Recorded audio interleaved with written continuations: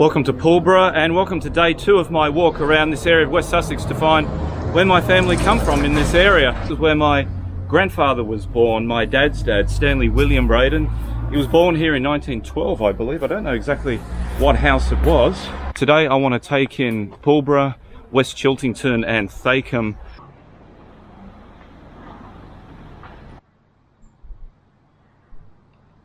Many generations of my family were married in this church, St Mary's Church, and also buried here in the cemetery. So I think I'll take a little look around and see if I can find any familiar names, not just my surname, but other members of my family. So I found one already. This is a Lillian and James Lidbetter. So the name Lidbetter is very common in my family tree. One of the Lidbetters married one of the Bradens, and I think a couple of other branches of the Lidbetters also married another Braden. And there's another Lidbetter here, Edmund James Lidbetter, 1876 to 1961. This will take all day to look around here. And here's yet another one as well. This is Mary Ann Jenner, Jenner. There's Jenners in my family as well. Incredible, died age 56. Nutbourne, yes, I had family from Nutbourne, which isn't all that too far from here, I don't think. Big old yew tree here. Look at that, big one.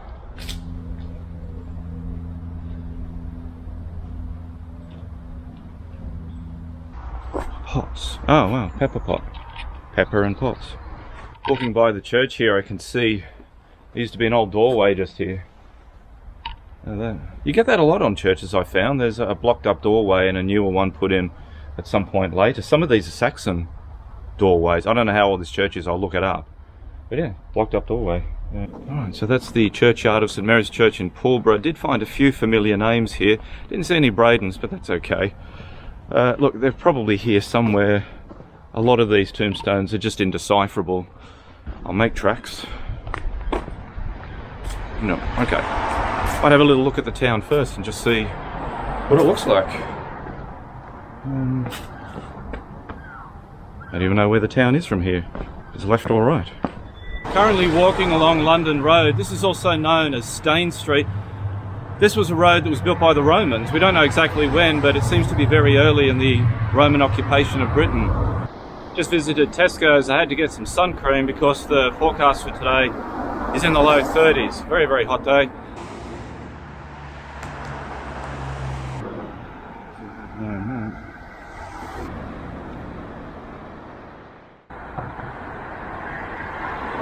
Looks like an old house. Been blocked up for a very long time. I guess when my grandfather lived here back in the 20s and 30s, it was a going concern. It's now listed as a dangerous building, so it's probably going to come down. You know, I think what Pulborough needs is, and I hate to say it because it means doing some more development, but it almost feels like Pulborough needs a bypass. There's so much traffic coming through here, and I don't think the village is big enough to sustain this amount of road traffic every day.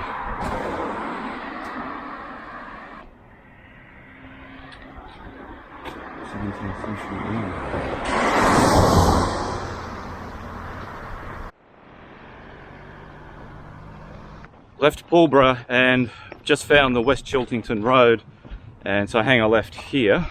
Now there's West Chiltington and there's, I think it's West Chiltington Common, but I don't need the Common, I need the Old Village. Apparently there's an incredible church there with amazing medieval paintings in it. The Rising Sun, Nutbourne. Surely not the house.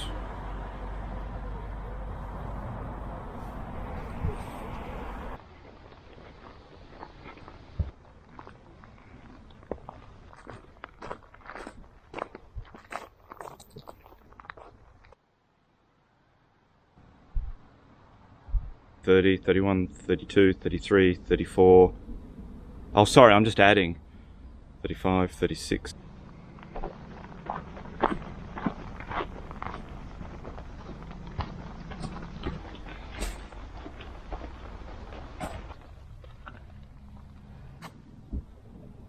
Oh, great. To the public right of way sign. Just adding.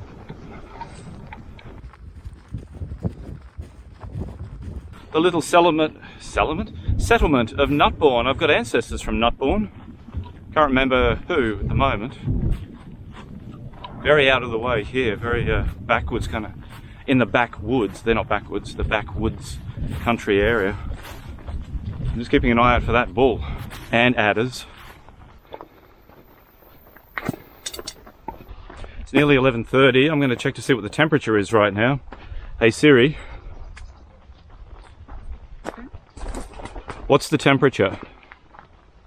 It's about 31 degrees outside. Okay. Something I forgot to mention. Yesterday I was at Arundel Castle and I was getting ready to leave, and they had on the wall there was this honour roll or something. It was about 1903 it was made, and it was some sort of thanks by the mayor of Arundel to certain townsfolk who had contributed or done something for the benefit of the town. And on the list there, one name caught my eye, and it was a Braden. Now, the spelling was B-R-A-D-E-N. That's how the name was originally spelt. In one of the census records from the 19th century, someone, I don't know who it was, they put an I in there after the A, which is my current spelling, B-R-A-I-D-E-N, but originally the name didn't have the I in it. So there was a H. Braden on that honour roll from the mayor hanging in Arundel Castle.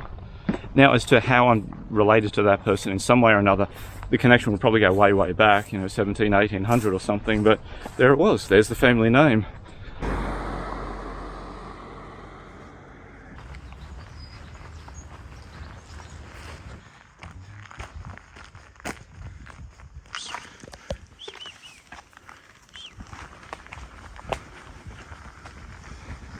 Oh, tombstones.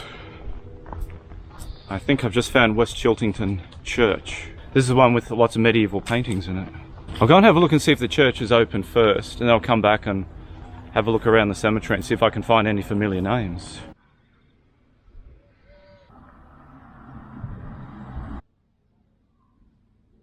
Now, in the Domesday Book of 1086 it says that there was a church here already, so there would have been a Saxon church on the site. I think the main body of the building was 12th century, so we'll say about 1150. So that's most definitely Norman, that part there. Good heavens. It's open. Close the door and take my hat off.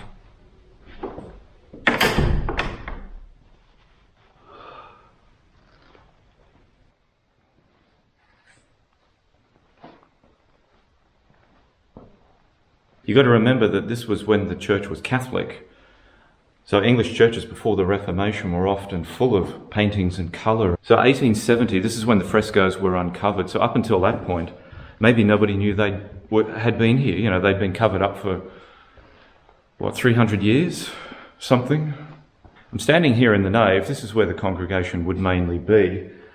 But interestingly, there is, for such a relatively small church, there is also an aisle. An aisle was added.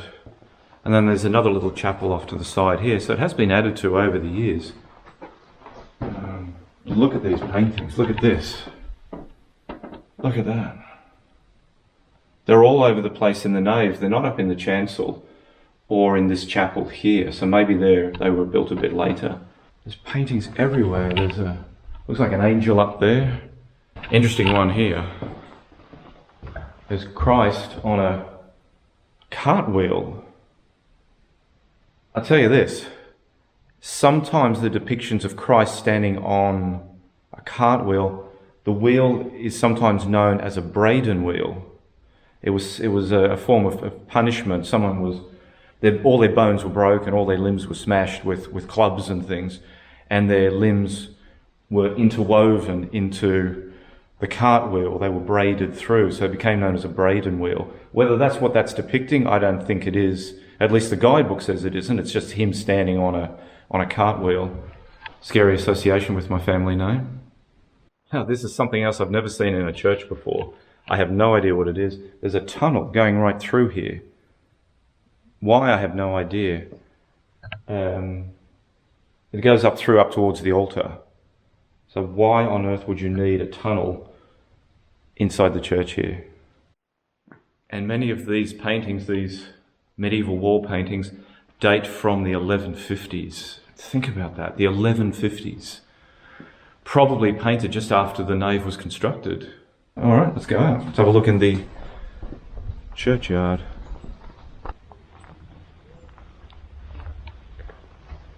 Not too many finds here in the St Mary's Church at West Chiltington. Couple of names that are familiar to my family tree, like Bristow and Giles. A lot of the tombstones are unreadable or fallen over or just broken up, and so anyway, better go find something to eat now. I think it's, what is it? Oops, 12:51. Let's see if I can find something to eat, and then it's on to Thakeham. So the pub at West Chiltington is not open. It's undergoing some sort of renovations. So I'm going to have to just walk onto Thakeham now and hope that there's somewhere I can get something to eat.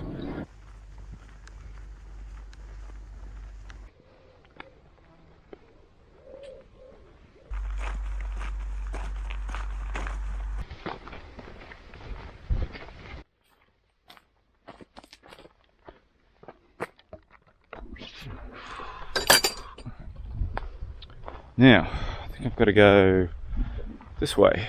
Wow, this is nice scenery up here.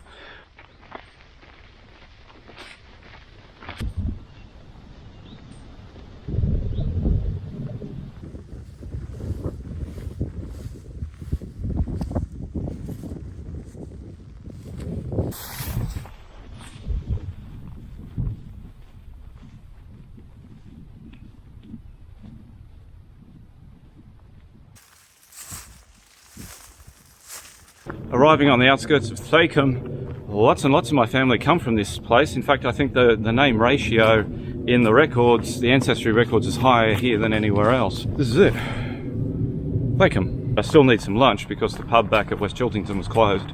Thakeham has been settled for a very long time. Certainly in terms of English history, some of the very first Saxon habitation sites are in and around Thakeham. Little, what we call Grubenhausen, grub huts. Sunken floor buildings, little tiny, they're not big, like as big as a big tent or something, and they'd have an area scooped out underneath, probably where they stored goods and bits and pieces, and they would live above it. It's a sunken floor building. I better walk on this side here.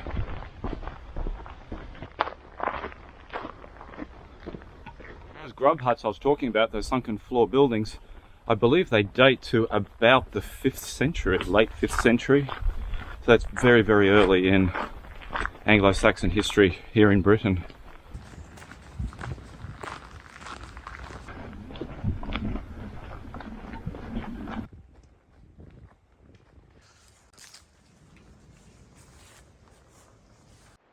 This is the White Lion pub here in Thakeham, and they're closed as well. Not renovations this time, it's just they're not open. They're on Google it says that they are open, but the front door and the back door are locked, so that's it. That's a shame. I ate at about 7:40 this morning. It's now 1:30 in the afternoon, and can't get anything to eat or drink. Alright, I'll see if I can go find the church.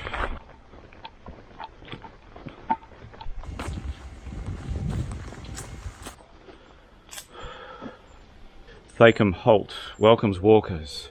Well, that's nice. It'd be nice to welcome me with a beer. But anyway, there's the church, so see if I can get into that, or at least find my way into the churchyard. Right. I was just looking on Ancestry then, and I turned and looked just at these gravestones here, and I found some of my ancestors. In fact, there's two. Looks like there's two gravestones here. Henry Braden died 1883, and his wife Matilda, and she died 1895 by the looks of it. Wow, this is incredible. I found them. I found a couple of Bradens here. I've got their information here on ancestry.com. Henry Braden was born here in Thakeham, and he was born in 1824, and his wife, here it is, as it says there, Matilda, she was born in 1826 and died in 1896. Her maiden name was Goodger. So this Henry Braden, who's he? In my line, is my third great-granduncle.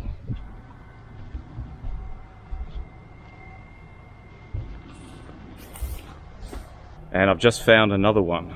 This is Georgina Brayden, and it says passed away, looks like the 9th of June 1970, 62 years. It's really worn already. Beloved wife, is it what? Maybe of Henry Braden? I'll have a look on Ancestry and see what that says there. Nothing about her on Ancestry. She may be someone who I've missed, but it's exactly the same name. It's as I said in the first video, the name Braden doesn't exist anywhere else. It's only a Sussex name. And right next door to Henry Braden's grave is Emmanuel Braden. Now this is the father of Henry. Emmanuel was born here in Thakeham 28th of February 1784, and his wife Sarah, she was born in 1789. Emmanuel died in 1863. So what's that? 1784 to 1863. So they lived a good, quite a long time. And they had, where are we? Children: Elizabeth, Eliza, Sarah, George, James, Caroline, Henry. That'd be Henry here, there. That's one of his sons buried next to him. Moses, Mary. Wow, they were busy. Ellen and William. So there we go. Now Emmanuel, this is Emmanuel here. This is his grave. He's my fourth great-grandfather. I'm his direct descendant. Well, Thakeham is certainly ground zero for my family on my dad's side.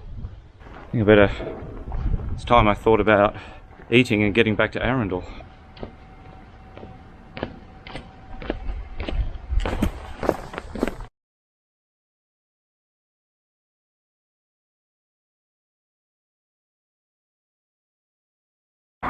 Hey Siri, what's the temperature? It's about 34 degrees outside. And I couldn't get a cab to get me back from Thakeham to Pulborough.